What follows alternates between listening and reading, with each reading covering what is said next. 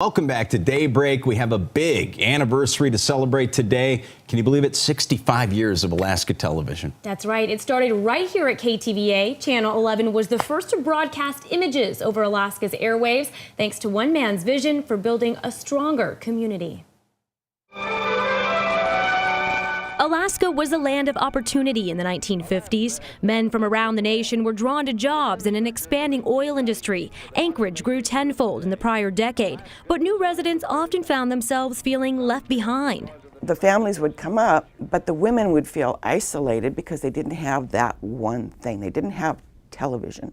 Cathy Hiebert's father, Augie, was determined to change that. Dad had seen television in the lower 48 when he'd make trips outside. On December 11th, 1953, he started Alaska's first television station, KTVA. This is talking about satellites. Now, 65 years later, Channel 11 continues to broadcast statewide. That'd be a monitor inside an engineering room. Even through some of Alaska's most devastating times. There'll be 4 major aftershocks during the night and a dozen minor tremors. Like the 1964 earthquake, which Augie reflected on years later in a book written by his eldest daughter. I was pretty sure from the action of the building that the tower had broken off. And the thought crossed my mind that if the antenna is broken and gone, plus whatever other damage has been done, it is probably the end of Northern TV.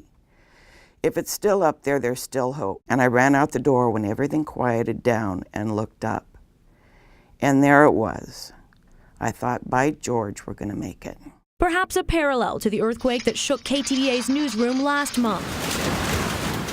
He probably would have said just about the same thing. I thought, by George, we're going to make it. You get out those shovels, you clean up the mess, you stay on the air, you're working in hard hat conditions and keeping everybody informed. And it's all those critical pieces of information that make local broadcasts, TV and radio, so important. Alaska's land has shaken, but Alaska's first station never fell off the airwaves. KTVA is rebuilding now, just as it did decades ago. 65 years since Hiebert's avant-garde creation, his mission to keep Alaskans connected still stands.